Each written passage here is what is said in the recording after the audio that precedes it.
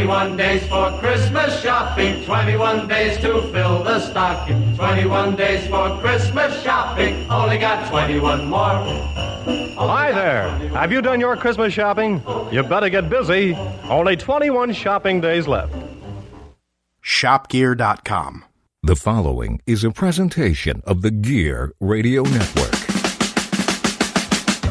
You're listening to the Better Live Than Dead podcast on the Gear Radio Network.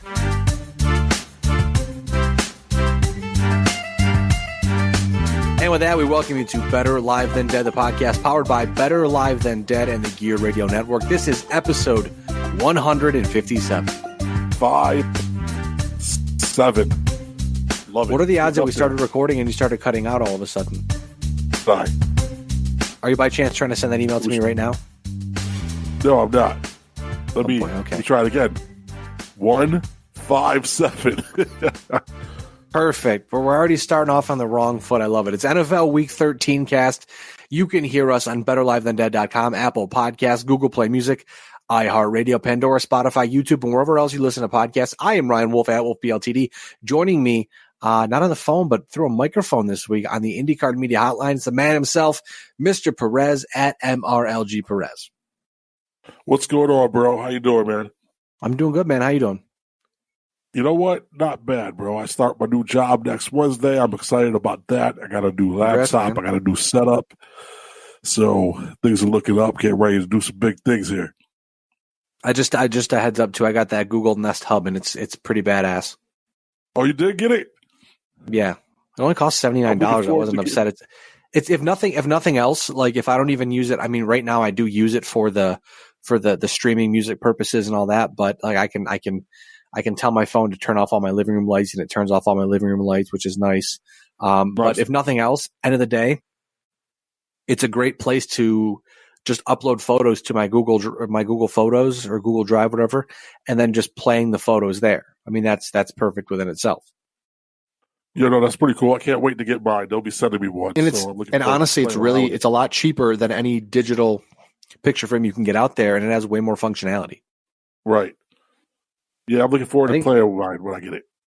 I think the only thing that I haven't been able to integrate with it is my my Ring Cam, which is understandable because Nest has a Nest Cam, and that's just how they roll. They've got their own products and they roll with it. But I've got my Nest thermostat, I've got my my Mi Share cameras all attached to it, all that stuff. So it's pretty cool. It's a lot of fun, and the speakers are very loud, and the video quality on it is very good.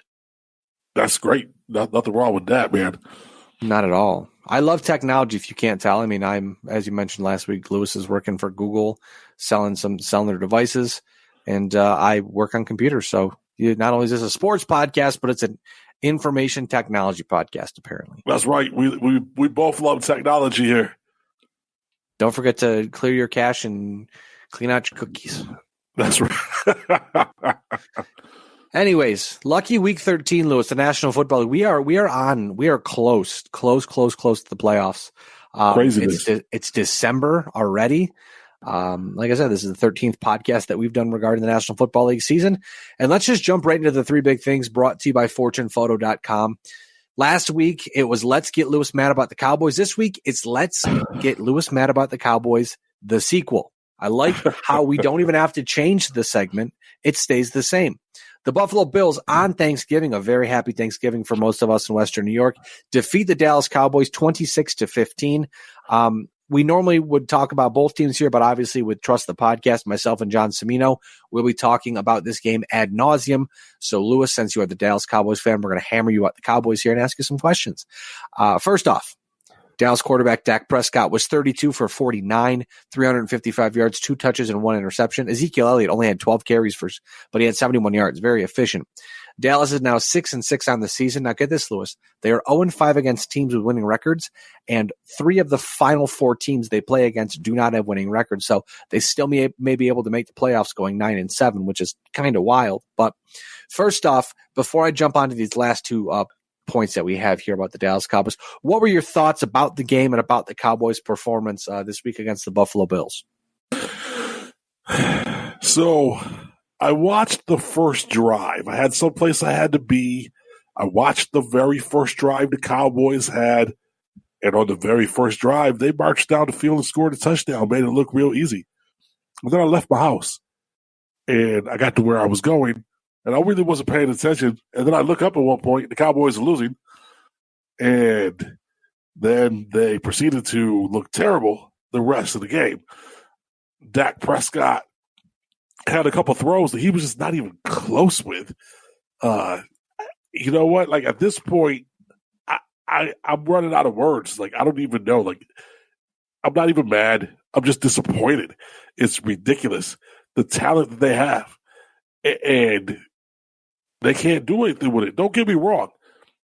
Buffalo has a first-rate defense. Buffalo has great defense. I love their defense. And I don't even like the Bills, but they got a good defense. But they should have held the Cowboys to 15 points. It was stupid. I just, you know what? Like, I got nothing. Ezekiel Elliott only has 71 yards and 12 carries. He was running the ball very well. Why didn't they do that more? Because no one knows. That's why. I mean, I agree with you. Ezekiel Elliott was having some success against the Bills defense. It seems like they were down early, and they obviously did not win the game, but they had Dak Prescott throw the ball 49 times, which is kind of crazy if you're asking me. I mean, Dak Prescott's a good quarterback in my opinion, but 49 times and only running the ball 12 times, even though you're not getting Ezekiel Elliott involved as much, you shouldn't have Dak Prescott throw 49 times. Now, reports out of Dallas have Jason Garrett safe until at least the end of the season. Also reported this past weekend on Sunday, CBS Sports' Jason La Canfora reports that, quote, odds are increasing that Cowboys lose both Amari Cooper and Byron Jones in free agency. At this point, Lewis, is GM, owner, president, everything, man, Jerry Jones, is he his own worst enemy at this point? Yeah, absolutely. Absolutely. The Dallas Cowboys can't afford to lose a wide receiver like Amari Cooper. Like, that's just, why would you let that dude walk? That's stupid. And they painted themselves into this corner because they could have signed Dak Prescott in the offseason, had that franchise tag that they could have placed on Amari Cooper, and then gone from there and figured it out. But instead, they've got Amari Cooper, Byron Jones, Dak Prescott all becoming free agents, and it's going to be interesting to see what decision they make. Oh yeah, no, it's going to be either horrible or Jerry's going to have to spend a lot of money. I'd prefer he spend a lot of money, obviously. I put on Facebook and tweeted out that he should have fired Garrett between the third and fourth quarters.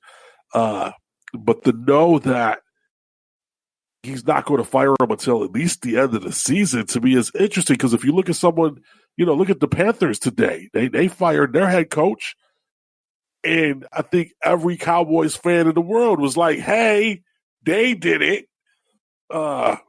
So I think Jerry Jones is his worst enemy at this point. Yeah, he's starting to get on my nerves too. I mean, outside looking in, he's way too close to the fire, understandably. I mean, he holds the ultimate power, so he is his own boss when it comes to being the general manager. But he wants to win so bad that I feel like he's willing to cut off his nose to spite his face. And Absolutely. at this point, I mean, we know that you need a star quarterback in the National Football League to win, and it doesn't seem like, I don't know if they don't want to pay Dak Prescott, or maybe they don't think he's worth it, whatever it may be, or maybe Dak Prescott just decided to bet on himself. I don't remember the circumstances there, but either way, the Cowboys made a really smart move by trading for Amari Cooper, and if he ends up walking and going somewhere else for a bigger deal, I mean, you're going to kind of be back where you were. Yeah, no, you're right. And I don't know. At this point, looking at that franchise, I'm really confused as to what he's doing. It makes no sense to me. I agree with you on that one, and it's going to be interesting. It's a very important offseason for the Dallas Cowboys because they really do need a progressive mind as a head coach, because right now it seems like Jason Garrett is just too conservative in kind of preserving his ass, if you will, to try to stick around, because even the pathetic thing is, if they go 9-7 and win the division, they're still not a good football team. even if they win the division, it doesn't mean they're good. It just means they're the best of the worst at this point in time. The Eagles can't get out of their own way. Washington's a joke. The Giants, who knows what's going on with the Giants. So the Cowboys essentially at this point, especially if they don't beat a team with a winning record all season, they legitimately are the best of the worst, and really just because they almost win the division by default because they're competent enough to at least beat bad football teams. Yeah, no, absolutely. And if it keeps going the way it's going, that's exactly, they're going to get in, but that doesn't mean they're going to go anywhere. And the worst part about the whole situation that's a total joke is that they'll probably end up hosting a 11, 12, or 13-win team in a playoff game. Right. Exactly. That's a joke. Exactly. And no, I agree with you. And we talked about this actually a couple of seasons ago where I said, that we should be looking at record as opposed to what, the divisions, the way they do it right now. I don't think that'll ever change, but hey, you never know. Well, maybe with the NBA, people with a better record is obviously not going to get into playoffs, but the Cowboys probably will. Yeah, maybe with what the NBA is going to do with their midseason tournaments and shaking everything up, maybe other sports leagues will start changing things up a bit. And maybe the NFL will get into, being a little more logistical, where maybe instead of it being division winners, you have divisions, but it's the, 8 best records or whatever, 6 best records or whatever it may be. And then, Dallas still will make the playoffs as a division winner, but they just won't get a home playoff game just solely because they won the division. I think that's always kind of been the thought, is that, we've had teams before that, if I'm not mistaken, were below 500 hosting playoff games. That should never happen. No, I agree. 100%. Moving over to the second of the three big things this week, the Week 13 rewind. First off, starting off in New Orleans, they defeat Atlanta 26-18. New Orleans clinches their third straight NFC South title with relative ease. Now, the one big part of the game that we paid attention to, New Orleans quarterback Taysom Hill, everything man Taysom Hill, blocked a punt, caught a 3-yard touchdown, and had a 30-yard rushing touchdown. He becomes the first quarterback in NFL history to do all 3 in a game. That's impressive. He's all over the place all the time, and it really shows you just how much smarter Sean Payton is than the average NFL coach, because there's this guy who's athletic and he has a nose for the ball, and he goes out there, he can throw, he can catch, he can run, and he can also block, which is, it's incredible to see what he can do. I'm always excited to see the highlights every week to see if Taysom Hill got himself on the score sheet or not. Yeah, no, that's an impressive stat right there. We'll see where he goes from here. Now, looking over here, here's a good stat for you, Lewis. I'm sure John will cringe when I drop this one here. Cincinnati defeats the New York Jets 22-6. That's not even the worst part of the story, Lewis. The New York Jets become the first team in NFL history to lose to 2 teams in the same season who entered the game that they. Let me try that again. The Jets become the first team in NFL history to lose to 2 teams in the same season who entered a game 0-7 or worse. That's right. The Jets went into a game against a team that had an 0-7 record or worse, and the Jets lost. That's fantastic. That's a new level of bad. That is a new level of bad. And as much as I want to make fun of them, I can't, because you know what? They beat the Cowboys. Yeah, that's embarrassing. Still pretty terrible. That's embarrassing. Yeah, it's still pretty terrible though. Good Lord. Pittsburgh defeats Cleveland 20-13. Cleveland's playoff hopes are likely dashed with this loss, but is this further confirmation, Lewis, that they need to fire Freddie Kitchens? I think it's further confirmation that they need, yes, to fire Freddie Kitchens. I thought you were going to go further with that, but that's fair enough. I like it. Open and shut. Now, Freddie Kitchens, Lewis, speaking of Freddie Kitchens, was spotted in Pittsburgh the night before the game wearing a Pittsburgh Started It t-shirt. Now, I can't confirm with my sources yet, but there's no word if Madden lowered Kitchens' awareness rating to a 0 on Monday morning, but what an idiot. Yeah, that's stupid. It's pretty dumb. That's a dumb move on his part. It's funny, but it's also dumb. Yeah, it is funny, but it is stupid. It's like that guy who's like really rude to his girlfriend. You're like, that's funny, but you're also an idiot. Right. Only if it's funny.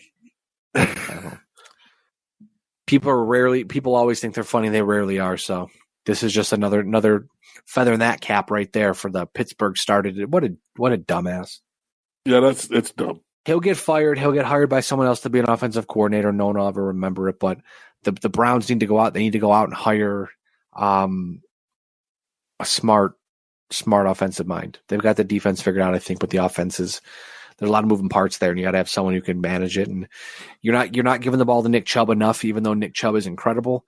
You've got, as much as Kareem Hunt is a human pile of trash, you have him on your team. Use him accordingly. You've got Jarvis Landry and Odell Beckham. I mean, come on, what are you doing?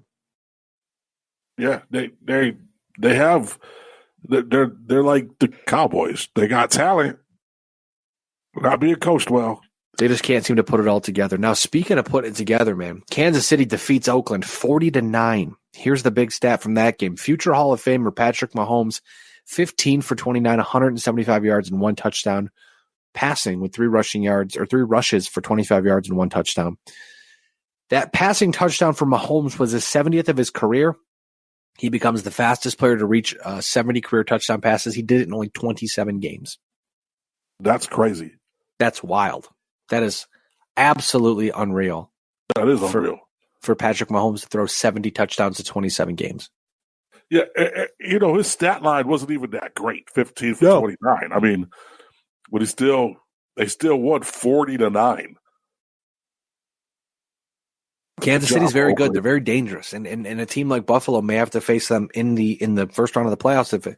If things keep going the way that they're going, I mean, you're running into a buzzsaw with that Kansas City team. Absolutely. Now we're going to look over at Houston. They defeated New England 28-22. Try that again. I fell asleep during this game. I thought it was a lot closer, but then I started to read about it. And apparently, New England got themselves a few garbage time touchdowns to bring the score closer. But either way, Houston quarterback Deshaun Watson, 18 of 25, 234 yards, 3 touchdowns, and had 1 reception for 6 yards and a touchdown. Excuse me, that's right. Deshaun Watson caught a touchdown from DeAndre Hopkins.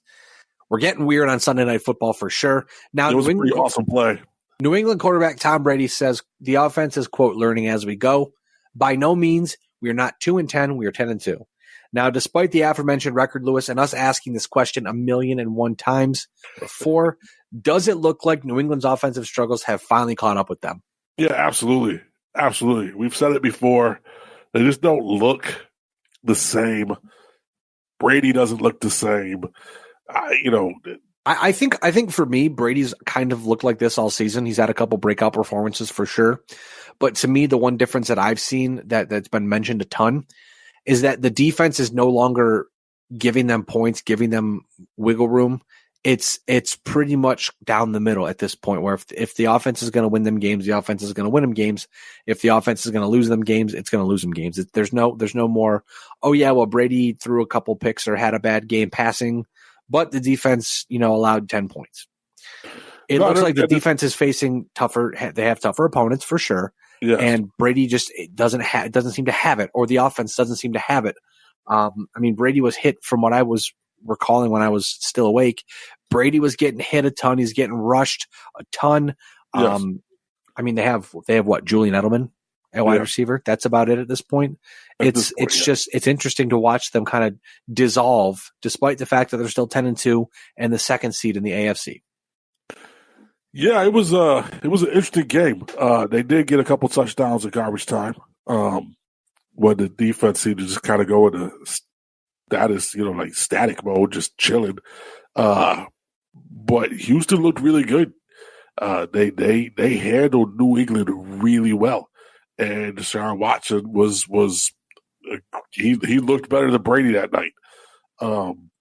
It was a fun game to watch, mostly because I always enjoy watching New England get beat. And they got handled in this one. I don't disagree with you on that one.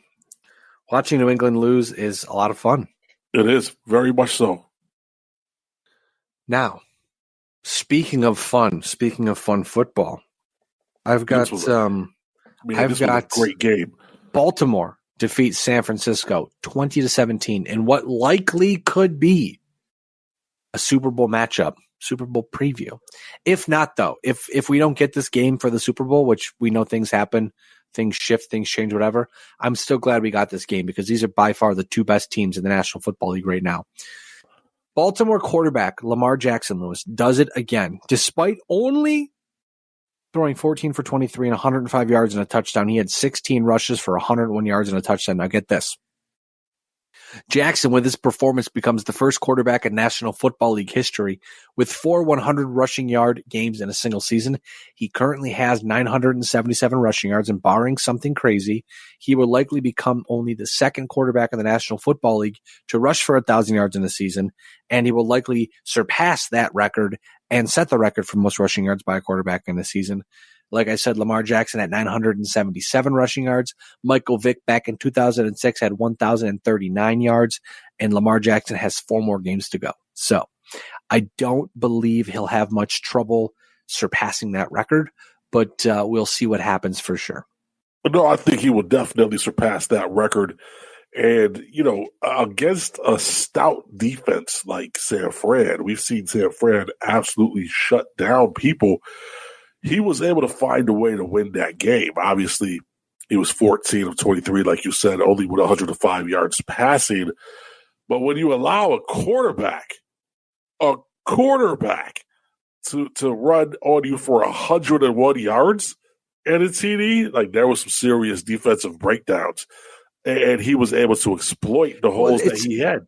It's crazy, too, because San Francisco's defense did not look that bad. I mean, it just seems like Jackson was able to take his opportunities, take what they gave him, and this is what the stat line is what you ended up with. Right, absolutely. He exploited what he was given, and he exploited it really, really well. And he looked fun. He looked fantastic. He looked phenomenal. If this is a Super Bowl matchup, then I'm sure it'll be another fantastic game. But I honestly, you got to look out for these two. You got to look out for Baltimore. Baltimore's a legit Super Bowl contender in my mind. Absolutely. And they have a tough test this coming up Sunday against the Buffalo Bills. I mean, it looks like San Francisco may have put the map out there on how to beat Baltimore. We saw earlier in the season, the only way to beat Baltimore was to score more points than they did, which duh, but it's easier said than done. Honestly, it's easier said than done. But you look at what San Francisco did, where they were able to not necessarily stop Lamar Jackson, but kind of dampen his success a little, I guess, is what I'm trying to say there is they just kind of quieted him down just a little. Right. And if Buffalo can do that on Sunday, I mean, we know Josh Allen has been dynamic, and we're going to talk about that on Trust the Podcast tomorrow night, or tomorrow sometime, I believe, on Wednesday, whenever we record, about how dynamic Josh Allen has become for that Buffalo Bills offense.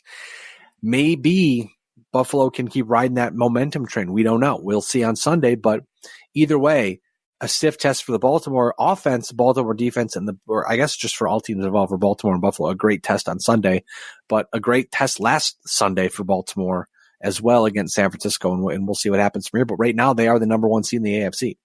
Absolutely. And rightfully so. Rightfully so. I think the Buffalo-Baltimore game will be a good game. I think Baltimore's going to win by like 10, though. I think Baltimore will still win. I mean, I thought Dallas would beat Buffalo, and I was very happy when I was wrong. It's one of those games where I said, I'm going to pick with logic and say Dallas is going to win.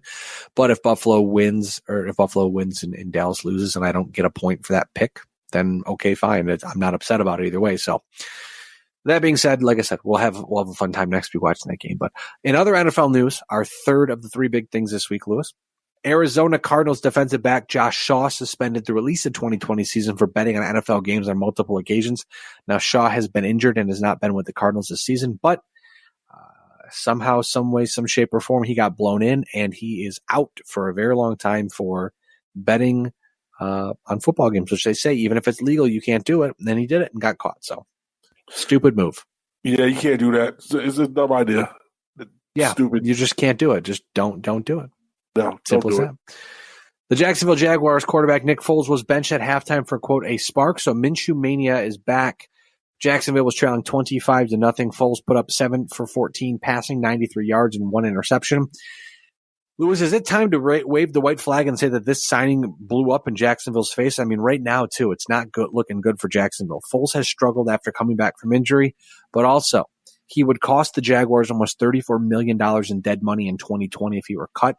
If he were traded, it would cost the Jaguars almost $19 million. So either way, if they keep him, he's going to be expensive. If they cut him, he's going to be expensive.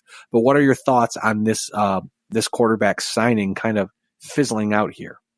Yeah, I think it's time to move on. He hasn't done anything for him. They were expected to be a lot better than they have been, and they've just been a no-show this season. I agree. I think it's time for Foles to go. I think Nick Foles is still a talented quarterback. Do not get me wrong on that one, but it just hasn't worked out in Jacksonville. And maybe, I don't think Doug Marrone is going to survive. I mean, there's no way he can survive. He lost control of that team. And at this point, it just seems like the right time to transition. And I certainly think that maybe they try to bring someone else in, but I got to think that they're going to go with Gardner Minshew for the rest of the season until I'm led to believe otherwise. And maybe Nick Foles gets a shot with a new quarterback or new head coach. But there's a very high possibility that aside from money, he may not be with the Jacksonville Jaguars next year. Yeah, probably not. I mean, if anything, we'll enjoy all the Gardner Minshew mania. The mania that goes along with it. We'll also enjoy noted Gardner Minshew fan John Cimino. Absolutely. Who I'm pretty sure got himself banned from Channel 10 WHEC's Facebook page. He did. Not for anything regarding Gardner Minshew, but yeah, he did. Yeah, he got banned from them. Well, I know he's posting the Gardner Minshew photos all the time, and someone called him a douchebag or something. And yeah, I think he was actually. Now that you mentioned it, I think it did have something to do with Gardner Minshew. Either way, on a subject not related to Gardner Minshew, that's the greatest part about it. Yeah, that's. John does some wonderful stuff on the internet, that's for sure. Absolutely. Follow him at IamJCMoney because at the JC Money got also blocked on Twitter for a completely different reason. So again, John is a good follow on Twitter. Absolutely, 100%. Speaking of disappointing quarterbacks, the Los Angeles Chargers quarterback Phillip Rivers rumored to be benched if his struggles continue per NFL Network insider Ian Rappaport. Rivers, 38 years old and a free agent after the season, has thrown 15 interceptions this season, Lewis, and the Chargers are 4-8. Is it time to bench Phil Rivers for the final few games and see what they have in backup quarterback Tyrod Taylor, or are you letting Phillip Rivers ride into the sunset in these last final games with the Chargers? You know what? If it was me, I would let Phillip Rivers ride into the sunset. I mean, he's been our quarterback for ever. Not our quarterback, the Chargers.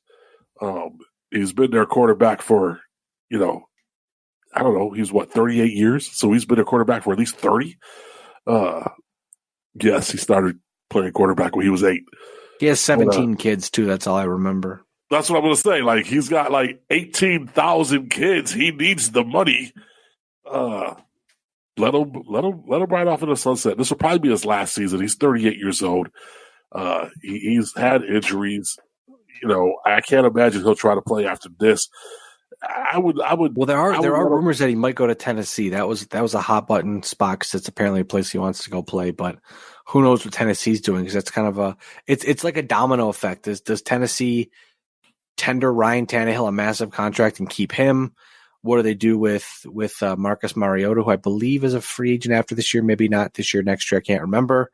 Again, what happens to Nick Foles? Again, it's just a domino effect across the league. So who knows? We'll find out. I really would prefer that he just retires. I mean, at this point, that 2004 class, you've got sorry, my friend's texting me about something on Amazon Prime. You've got Phil Rivers, you've got Eli Manning, you got Ben Roethlisberger. Rivers is becoming ineffective. Manning has been benched, and Roethlisberger has a blown up elbow. So that 2004 class looks to be kind of fading off into the sunset of their careers, the twilight of their careers. Who knows if Ben Roethlisberger even comes back next year, but we'll see that. Speaking of someone who's not coming back, Lewis, Carolina Panthers, as you mentioned before, they fired their head coach Ron Rivera after 9 seasons. The firing came 2 days, after their loss to Washington, the third home loss to a team with a losing record. Perry Fewell named the interim head coach. He was the former Bills interim head coach in 2009. He amassed a 3-4 record as the Bills' interim head coach. In 140 games, Coach Rivera, or Riverboat Ron, one of the best nicknames in the game, 76, 63-1. He was 3-4 in 7 career playoff games. That includes an appearance in Super Bowl 50 against the Denver Broncos, I believe. Yeah, Denver Broncos. That's right, because they got schmacked, I believe, in Super Bowl 50. I don't remember that. Let me take a look at that. I'd have to look it up myself. I'm looking it up right now. Oh, yeah, they did. It was 24-10. It was very uneventful. I remember Robot Peyton Manning. Oh, yeah, because Carolina was 15-1, and they got beat 24-10 in the Super Bowl. Yep, okay, I got you. Oh, that's when the defense carried them. Yeah, that's when Peyton Manning was a robot and just he couldn't really move his head. Yeah, it was rough. That's when the NFL threw Peyton Manning a bone. Yeah, I don't. Oh man, that's big news right there. You want some breaking news here? I just read on Twitter. Willie Nelson, according to Page 6, which is a New York Times thing, has quit smoking weed. What? I guess Willie Nelson has been smoking weed. I have a hard time believing that. Willie's let me go to the article. I'll go to the article. You don't believe me? Let me read. Damn it! Now the Twitter feed is getting out of the way. It's getting out of hand here. Okay, let's see what he says here.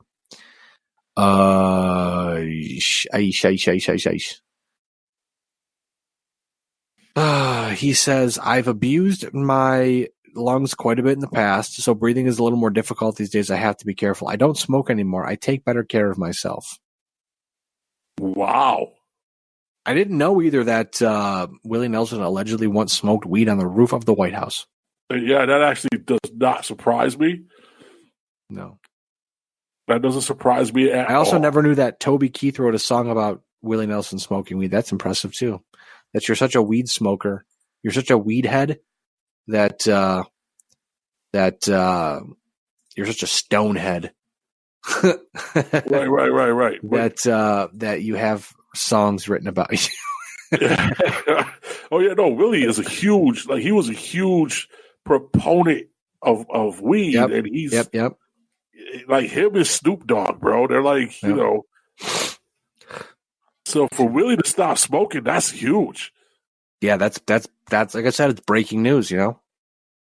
That is big breaking news. Now, looking ahead, Lewis, here on the podcast, we'll bring you more news than just sports. Exactly, the weed news. We've got the weed news for you. Looking ahead to the playoff picture right now in the AFC, 1-6, Baltimore, New England, Houston, Kansas City, Buffalo, and Pittsburgh. In the NFC, New Orleans, Seattle, Green Bay, Dallas, San Francisco, and Minnesota. That's right. The San Francisco 49ers, the 10-2 49ers, are the 5th seed. Like I said, bunch of BS, but right now they'd host the Dallas Cowboys would host the 49ers in a playoff game, which is unfathomable because San Francisco's 10-2 and Dallas is 6-6. Either way, I digress. Looking at Week 14, Lewis, top matchups here. Speaking of the Dallas Cowboys, they're on Thursday Night Football this week to face, you guessed it, the 6-6 Bears, who do not have a winning record. So Dallas will likely win this game because that's been their MO this year. That has been their MO. We'll see what happens. Also, you know what? With Mitchell Trubisky, when he decided back in college at UNC, they called him Money Mitch, and it was a big deal, and he had a bunch of swagger. He could throw the ball everywhere. I mean, granted, I don't think he's a great quarterback when he came out of UNC to go to the draft, but I think a lot changed for Mitchell Trubisky when he decided to be requested to be called Mitchell Trubisky and not Mitch. I think that changed a lot for him. He lost his swag. He went from being like a dope dude, bro, to like your uncle's cousin. Exactly. You know? You're like, he wears like button-down shirts that are always tucked in and like pleated khaki pants and like, who's the weird guy? Oh, it's just Uncle Money Mitchell. Who's the square? Who throws literally the worst passes I've ever seen in forever. By the way, how great is it that like Chicago's really bad at quarterbacks? Like they had Rex Grossman, Jay Cutler, God rest his soul, He's still, he's one of my favorite quarterbacks because just he doesn't give a damn. And then like they get Mitchell Trubisky, right? And then they go out and they pick up Chase Daniel. Like, do you guys not know what a forward pass is? No, they don't. They just don't care.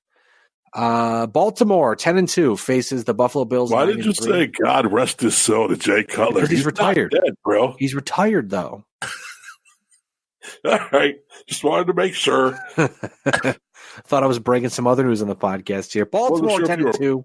Wasn't sure if you were prophesying or something. Yeah, I hope not. That'd be really bad. Baltimore 10-2, Buffalo 9-3. They face off. San Francisco. This might be the game of the week right here. San Francisco 10-2 at the, I almost said the Astrodome or the Metrodome. How about the Mercedes-Benz Superdome? 10-2 San Francisco, 10-2 New Orleans. That'll be a great game. Tennessee 7-5, Oakland 6-6. That has wild card repercussions. 8-4 Kansas City versus 10-2 New England, and 9-2 Seattle versus 7-5 the Los Angeles Rams 7-5. I don't know why I always do that, but all these games have playoff implications some way, shape, or form, whether it's seeding, whether it's bye weeks, whether it's teams on the outside looking in. A lot of good matchups heading into Week 14. It's some really good matchups, man. I'm looking forward to Baltimore versus Buffalo. I'm looking forward to San Fran versus New Orleans. Seattle versus, that'll be all right. Seattle should handle that one. KC versus New England. That should be another really great game. Absolutely. I think, if anything, it might end up being, I know Buffalo, even if Buffalo beats Baltimore and Kansas City beats New England, Buffalo still needs to beat New England to win the division. But if it comes down to it, and who the hell is at my house? If it comes down to it and that happens, cool. I'm down. Absolutely. So aside from that, though, I got nothing. I'm going to go take a shower, drink some water, put, spoiler alert, I'm going to put this podcast together. I'm going to put Project Transformation together as well for you. I appreciate that. I'll send the file over to you. Yeah, please, if you could, then we'll get it up. We'll get over to John, and breaking the fourth wall, we'll get it up on GearNetwork.com. Absolutely. But with that being said, I am Ryan Wolfe at Wolfe BLTD. Lewis is at MRLG Perez on Twitter. We are Better Live Than Dead. You're not. We will catch you sometime very soon. Thanks again for tuning in, everybody. And like I said, we'll talk to you very soon. The preceding presentation has been brought to you by the Gear Network.